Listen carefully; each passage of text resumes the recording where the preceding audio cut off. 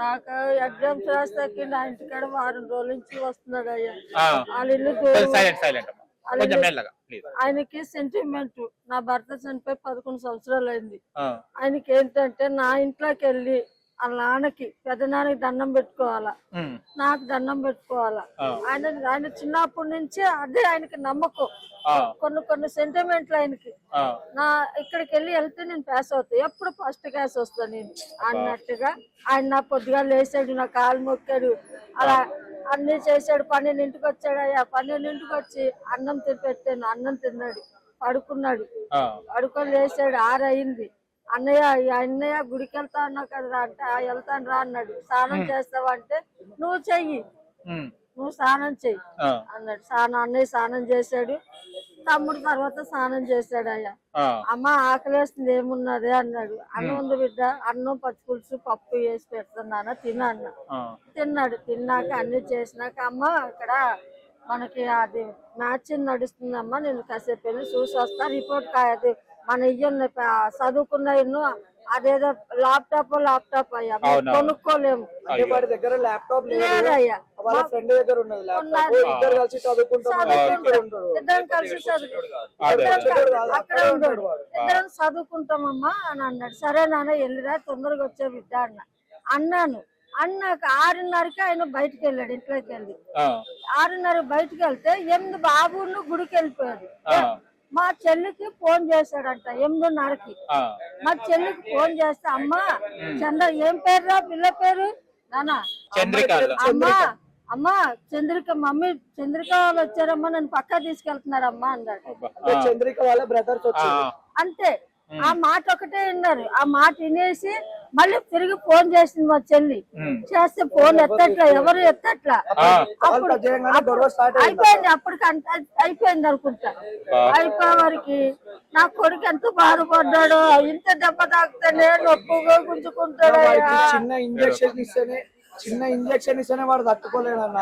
వానికి ఇంత ఫీవర్ వచ్చినా కూడా ఇప్పించుకోరా చూపించుకోరట్టు వద్దామా, నువ్వు ఇప్పించుకోవే నీ అమ్మ, నువ్వు ఇప్పించుకోవే. ఇంత ఫీవర్ వచ్చినా కూడా తట్టుకోలేదన్న వాడు. 7:30కి ఎవరు లేరు. నా కొడుకు ఫోన్ ఇంట్లో పెట్టిపోయాడు. పెద్దయినా ఫోన్ నా కూతురు ఫోన్ చేసింది వర్ష వాళ్ళ అక్క. పెద్దమ్మ నాన్న లేడంటే లేడమ్మా గుడికి వెళ్ళాడమ్మా. ఏమైందంటే అమ్మ పెద్దమ్మ వాళ్ళు ఎవరో అన్ని తీసుకెళ్ళిపోయారంటమ్మా, ఎవరో తీసుకెళ్ళిపోయారంటే ఎవరు తీసుకెళ్ళిపోయారని అటు ఇటు తిరిగాను, ఎవరు లేరు. మళ్ళీ పిల్లోడు వచ్చాడు నా కొడుకు. నాన్న అక్కగారిని ఎవరో తీసుకెళ్ళిపోయారంట, నాకు సరిగ్గా వాళ్ళు అక్కగారిని ఎవరో తీసుకెళ్ళారు, ఏమో చేస్తున్నారంట అన్న వరకు వెళ్ళాం. బండి మీద వెళ్ళేవారికి అదంతా ఎవరు ఫోన్లు ఎత్తట్లా. మనిషి ఎక్కడా దొరకలా. ఏంటి ఎక్కడ దొరకలేదని మళ్ళీ బండి వేసుకుని మళ్ళీ రిటర్న్ వచ్చాం. ఫోన్లు చేసిన ఎవరు ఎత్తట్లా. రిటర్న్ వచ్చే వారికి ఆటోలోని ఇట్లా వేసుకొని వస్తున్నారయ్యా. నా కొడుకుని అంబులెన్స్ కు ఫోన్ చేస్తే ఎవరు రాలేదు. పక్కన వాళ్ళు కాదు సార్, పక్కన వాళ్ళు ఇప్పుడు ఇక్కడ ఇది అవుతుందని ఇంత మంది వచ్చారు సార్. మరి పక్కన వాళ్ళు వాళ్ళ ముగ్గురిని అట్లా పొడుస్తుంటే ఎవరు రాలేదు. అంత మంది ఉన్నారు సార్, అంత మంది ఉన్నారు. అంటే మీరు అంత మందికి మీరు డబ్బు ఇచ్చారో లేకపోతే బెదిరిచ్చారు వాళ్ళని. నా కొడుకుని సంపూర్ణంగా బెదిరించారు. ఇప్పుడు మనకి ఫుల్ మటర్ అని చెప్పి పెట్టిండు. ఇక్కడ మళ్ళీ అని చెప్పి ఒక ఆయన ఉంటాడు జంగల్ బస్సులో మళ్ళీ అని చెప్పి ఉంటాడు వాళ్ళ కొడుకు. వాడు ఏం చేస్తాడు? ఆడు ఇట్లానే రాబర్స్ గా తిరుగుతారు. ఫుల్ మటర్ అని చెప్పి పెట్టాడు. చూడు సార్, అది చూడు ఎట్లా పెట్టారు. ఫుల్ మర్డర్ అని మర్డర్ చేసి అసలు ఏమనుకుంటున్నారా నువ్వు? చెత్త నా కొడుక, నీకు కూడా రేపు ఇదే గతి పడుతుంది. ఇవాళ నువ్వు వీళ్ళ పాపం వీళ్ళకి ఏంటిది అసలు బ్యాక్గ్రౌండ్ ఏం లేకుండా వాళ్ళ చదువుకున్నట్టు అబ్బాయిని చంపేసి నువ్వు. ఫాదర్ పేరు మళ్ళీ. ఏం చేస్తుంటాడు వాడు? మనకి అంత ఐడియా లేదు. ఓకే, చూశారు. అట్లా అయితే సాయం యాదవ్ ఈడ సైతాడు అయ్యా. ఈడు మెయిన్ ఇదే క్యారెక్టర్. ఈడ అన్నాడు అయ్యా బాబా పట్టుకున్నారా పోలీసు వాళ్ళు? మార్చేసాడు నాన్న. ఇప్పుడు ఈడు పొడిచాడు కదా, ఈడు జాగాలో ఆట పెట్టారు. ఓహో, అది సెటిల్మెంట్ జరిగిందా? అది మాకు వేరే శిక్ష అయింది. ఈడు ఆ పిల్లోడు కావాలమ్మా, పెట్టామన్నాడు. ఆ పిల్లడు కాల మటర్ చేసిన పిల్లడు మొత్తం కావాలి, ఫ్యామిలీ అంతా కావాలి, ఆ ఫ్యామిలీ అంతా కావాలి. లేదంటారా మేము పెట్రోల్ పోసుకొని వస్తాము. అట్లా అనొద్దమ్మా. వద్దు, మా పిల్లడే లేదు, అక్కడ అట్టు పెడతారు, వాళ్ళ ఇంటి మీద అట్టు పెడతారు. న్యాయం చేయట్లే మాకు ఎవరు న్యాయం చేయరు. నా బిడ్డ పెళ్లి 2 నెలలు అయింది, నా బిడ్డ పెళ్లి చేశాడు. ఎంత ఆర్భాటంగా చేసామో మేము. నా కొడుకు ఆ బుద్ధులు యథా బుద్ధులు ఉంటే నా కొడుకు వడ్డీ కడుతున్నాడు అయ్యా. ఇగో ఫస్ట్ తారీఖు వచ్చిందంటే మన రాపేట అయ్యో కొడతాడు సాయంకాలం కాగానే కొట్టి. దాంట్లో ఉన్నాయి, ఫోన్ లో ఉన్నాయి, నాకు వడ్డీ పైసలు పంపించిన ఫోన్ లో ఉన్నాయి. 2 నెలల నుంచి వడ్డీ వేస్తున్నాడు నా కొడుకు. ఇంత బాధ్యత గల అబ్బాయిని ఎలా చంపబుద్ధి అయింది రా మనోజ్? చెప్పండి మీకు, అది పీరియడ్ పోతారా, అది చేస్తారా? ప్లీజ్ రా నన్ను చంపకండి, మాట్లాడదాము, వద్దురా నొప్పి అవుతుందిరా అని చెప్పి మాట్లాడుతున్నట్ట. అయినా కూడా వదలలేదంట. మా అమ్మ మా ఆడవచ్చు మీరు వెళ్ళే వరకు కూడా ఏం ఊపులేదా? అసలు లేదు, ఆటోలో అంబులెన్స్ కి కాల్ చేసి అంబులెన్స్ రెస్పాండ్ లేదు. రోడ్ ఈమె ఫస్ట్ వెళ్ళింది.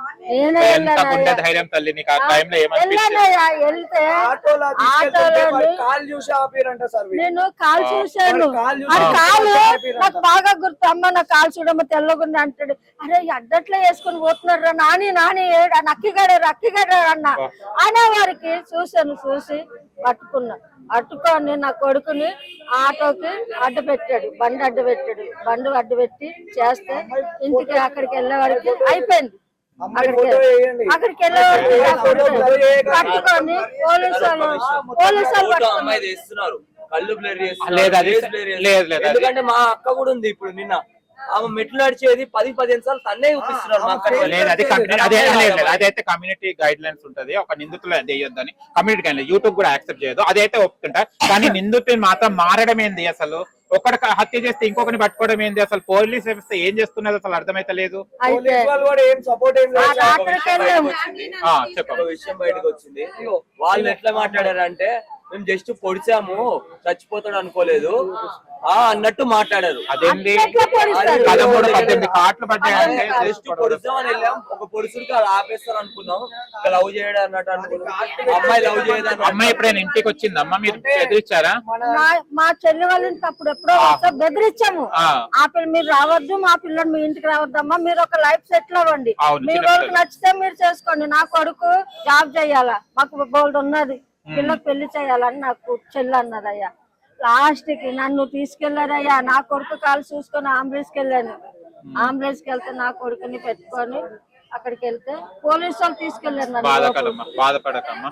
ఒకటేనండి, ఎవరైనా కూడా ఇక్కడ అన్యాయం జరిగింది, చెట్టంత కొడుకు రేపు భవిష్యత్తు ఉంటదని తన తల్లి కష్టపడి సంపాదించి తనను ఒక మంచి భవిష్యత్తు ఉంటదని చదివించుకున్న అబ్బాయిని ఒరే దరిద్రుడా ఎందుకు చంపావురా? మీ ఇంట్లో మీ అమ్మాయిలను మీరు సరిపెట్టుకోవాలి గానీ ఇవాళ ఈ అబ్బాయి వద్దు నాకు ఫ్యూచర్ ఉంది, మా అక్క మ్యారేజ్ ఉంది అని బతిమలాడిన తర్వాత కూడా నీకంతా ఉండాలంటే నువ్వు చావాలుండేరా? నీకు అసలు నీ అమ్మాయిని మీ మీద ఇంట్రెస్ట్ లేకపోతే నువ్వు చావాలుండే. అబ్బాయిని ఎందుకు ప్రాణాలు తీసావు? ఇప్పుడు ఈ కుటుంబం ఏం కావాలి? ఆ తల్లిని చూస్తుంటే బాధ అనిపిస్తుంది, వాళ్ళ నాన్నని చూస్తే బాధ అనిపిస్తుంది.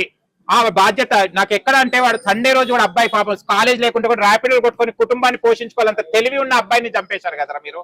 ఎంతో భవిష్యత్తు ఉన్నది. కానీ ఇంకా హైలైట్ ఏంటంటే ప్రభుత్వాన్ని కూడా ఆయన పోలీసు వాళ్ళని కోరుకునేది అంటే వాళ్ళకు అప్పచెప్పాలంటే లేకపోతే తగిన శిక్ష వేస్తేనే వాళ్ళు ఊరుకుంటా అంటున్నారు. మీరు లాస్ట్ ఏం చెప్పాలని చెప్పాలమ్మా నువ్వు? న్యాయం జరగాలి, మాకు న్యాయం జరగాలి సార్, న్యాయం జరగాల. పెట్రోల్ పోసుకొని చచ్చిపోతుంది. నేనే తెస్తా సార్, నేనే తెస్తా పెట్రోల్. ఒక 5 లీటర్లు పెట్రోల్ తెస్తా, నా పిల్లలందరినీ అక్కడ పెడతా, నేను చూపిస్తాను సార్. అట్లా మర్చిపోతాం కదా, నా కొడుకుని మర్చిపోతాం కదా. మర్చిపోతాం.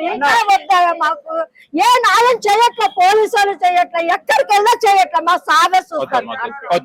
ఏమనలేదంటే మీకు వాళ్ళకి లైఫ్ టైమ్ జైలు శిక్ష చేస్తాం, మేము వాళ్ళకి బెయిల్ రాకుండా మేము చూస్తాము అని చెప్పింది. అది జరుగుతుందో జరగదో కూడా తెలియదు అన్న.